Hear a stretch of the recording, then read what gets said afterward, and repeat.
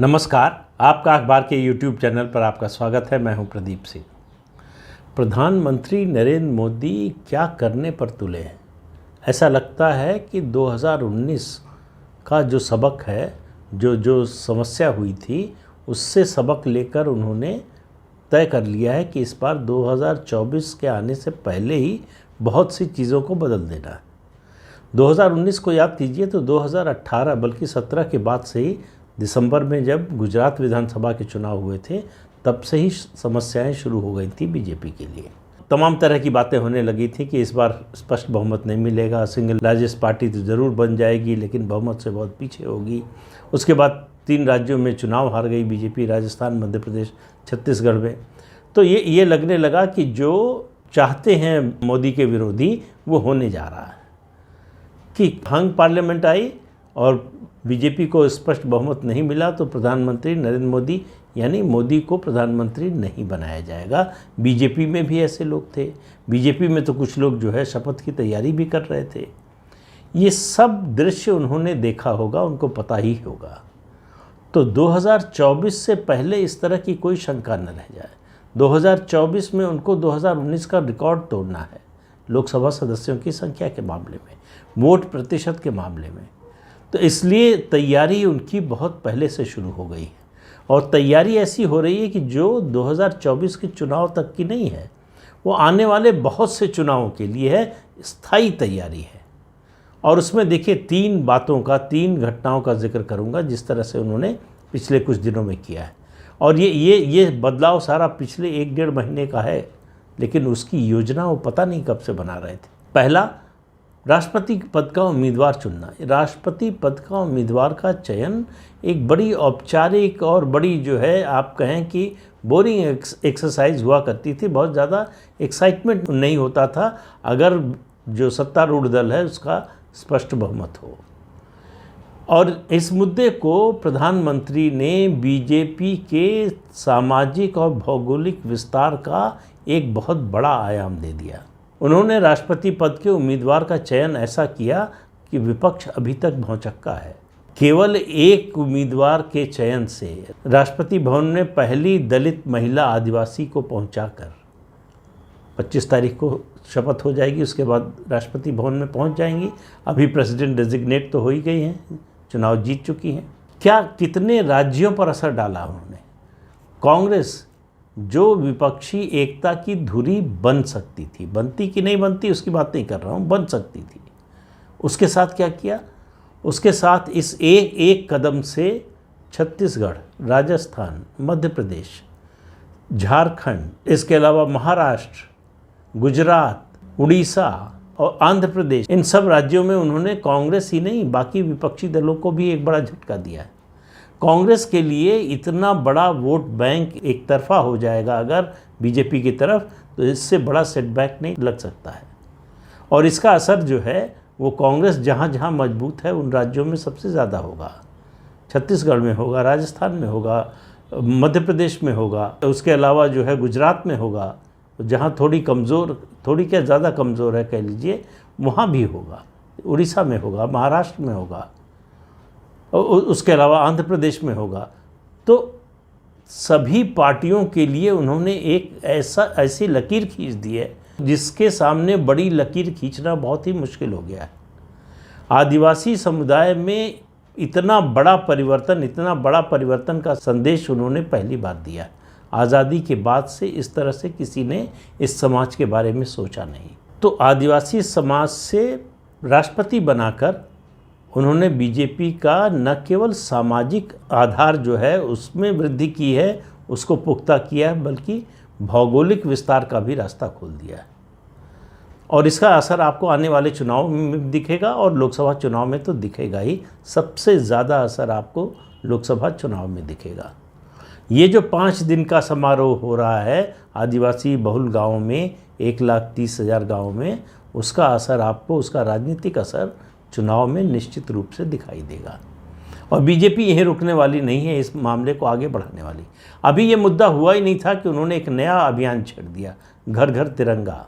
अब पूरा विपक्ष कूद रहा है कि हमको क्यों अलग कर दिया, हमको क्यों नहीं शामिल किया। जिस भी अभियान में विपक्ष को शामिल होने का न्योता दिया जाता है, विरोध शुरू हो जाता है, आलोचना शुरू हो जाती है। मुझे लगता है कि इसी वजह से शायद विपक्ष को नहीं बुलाया होगा। लेकिन ये ऐसा अभियान है जिसमें कोई बुलाए न बुलाए, अगर आप इसमें यकीन करते हैं तो शामिल हो सकते हैं। दूसरा क्या उन्होंने दूसरा उम्मीदवार घोषित किया उपराष्ट्रपति पद का। अब आप देखिए, हरियाणा, पश्चिमी उत्तर प्रदेश, राजस्थान और दिल्ली, इन राज्यों में जाट समाज को जिस तरह से वो अलग अलग पार्टियों के साथ जाता रहा, बीजेपी के साथ भी जुड़ता रहा, कभी कम कभी ज़्यादा, उसको एक बड़ा संदेश दे दिया कि जिस तरह से हम आपके बारे में सोच रहे हैं, कोई आपके बारे में नहीं सोचता। तीसरा मुद्दा, जो विपक्षी एकता की धुरी बनने की कोशिश कर रहे थे, पार्टी का तो वो हाल हुआ कांग्रेस का। कांग्रेस पार्टी की वर्तमान अध्यक्ष और पूर्व अध्यक्ष दोनों ईडी के चक्कर लगा रहे हैं, दोनों भ्रष्टाचार के आरोप में ईडी के सामने पेश हो रहे हैं। तो उनकी जो सार्वजनिक छवि जो भी कुछ बची हुई थी, और वो बचा क्या हुआ था, वो उनका एंटाइटलमेंट का ऑरा, कि इनको जो है आम लोगों की जमात में शामिल नहीं किया जा सकता। प्रधानमंत्री नरेंद्र मोदी ने वो करके दिखा दिया कि देश का कानून सबके लिए बराबर है, और ये जो एंटाइटलमेंट का एहसास है, उसको आप अच्छा हो कि भूल जाइए। देश में जो कानून सब लोगों पर लागू होता है वही आप पर भी लागू होता है, तो उनको विशिष्ट जन से आम जन बना दिया। ये बहुत बड़ा परिवर्तन है, शायद हमको आपको उसका एहसास ना हो रहा हो। जो लोग उस परिवार से जुड़े रहे हैं और जो उस परिवार के सदस्य हैं, उनके लिए ये वज्रपात की तरह है। उनकी कल्पना में भी नहीं था, उन्होंने सपने में भी इसकी कल्पना नहीं की होगी कि एक दिन उनके साथ ऐसा होगा।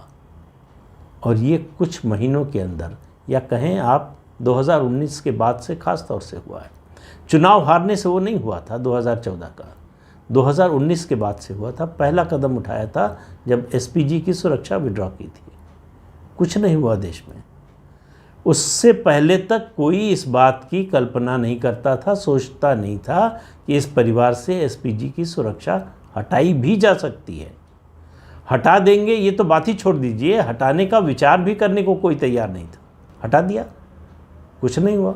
उसके बाद से आप देखिए जिस तरह से क्रम चला, प्रियंका वाड्रा का सरकारी बंगला खाली कराया गया। तो जो सबसे बड़ा दल था जो विपक्षी एकता की धुरी बन सकता था, उसको धूल धूसरित कर दिया। अब उनमें न तो ये नैतिक बल बचा है और न ही राजनीतिक बल बचा है। कल जिस तरह से उपद्रव किया कांग्रेस के लोगों ने, उसको देखकर जो है लोगों के मन में, कांग्रेस के प्रति जिनके मन में सहानुभूति रही होगी, उनको भी समझ में आया होगा कि ये पार्टी किस रास्ते पर जा रही है, इस पार्टी के साथ रहने का मतलब क्या रह गया है। दूसरे एकता की धुरी बन रहे थे शरद पवार, तो उनका पावर कट कर दिया। उनके पावर का जो मेन स्विच था शिवसेना उद्धव ठाकरे, वही निकाल लिया। और ऐसा निकाला कि अब वो बन के लगने लायक नहीं रह गया, बेकार हो गया। तो शरद पवार जो किंग मेकर बने घूम रहे थे, आज हालत ये है कि उनके सबसे करीबी की संपत्ति ईडी जब्त कर चुकी है। 2 फ्लैट जब्त कर लिए। उनके सबसे करीबी 2 मंत्री नवाब मलिक और अनिल देशमुख जेल में हैं और अभी फ़िलहाल बाहर आने की कोई गुंजाइश नहीं दिख रही है। उनका जो सपना था अपनी बेटी को स्थापित करना राजनीतिक रूप से, सौदेबाजी कर रहे थे पहले कि बेटी को जो है केंद्र में मंत्री बना दिया जाए, ये पद दे दिया जाए, वो सब खत्म हो गया। अब सौदेबाजी करने लायक ही नहीं छोड़ा उनको यहाँ सबसे बड़ी ताकत उनकी जो थी कोऑपरेटिव्स की, उसको ख़त्म किया और सिस्टमेटिक तरीके से ख़त्म किया। अब कोऑपरेटिव्स के चुनाव में किसानों को वोट देने का अधिकार दे दिया है। इससे बौखलाए हुए हैं शरद पवार।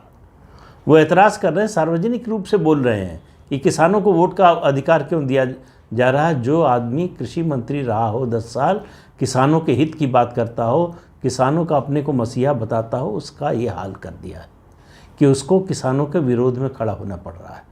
क्यों? क्योंकि सत्ता जा रही है, क्योंकि ये जो साम्राज्य बनाया था इतने दशकों में, वो ढह रहा है। इस वजह से अरविंद केजरीवाल का ताज़ा उदाहरण, कांग्रेस का विकल्प, बीजेपी का विकल्प, राष्ट्रीय विकल्प, सब कुछ बन रहा था। सीबीआई इंक्वायरी होने जा रही है, किसकी? भ्रष्टाचार की। किस लिए? शराब के ठेकेदारों को मदद करने के लिए, सरकार के नुकसान की कीमत पर।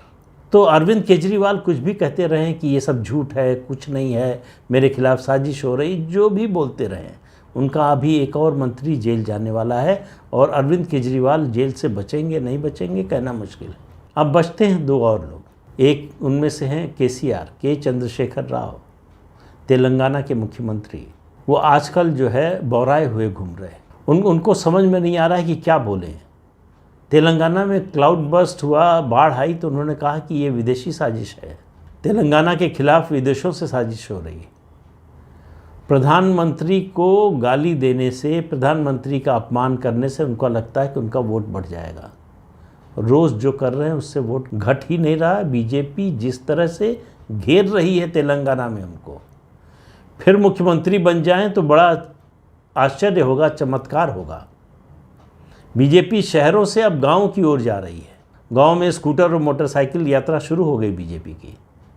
जिस तरह से विस्तार की योजना बनाई है बीजेपी ने तेलंगाना में, निश्चित रूप से 2023 के विधानसभा चुनाव के नतीजे बहुत चौंकाने वाले होंगे। और चौंकाने वाले होंगे किसके लिए? KCR के लिए। वो जो सोच रहे हैं इस समय, उससे बहुत बुरी गति होने वाली है उनकी। अब बचती हैं ममता बनर्जी। तो सबसे पहला झटका, सबसे गहरा झटका द्रौपदी मुर्मू के राष्ट्रपति पद का उम्मीदवार बनने से उनको लगा।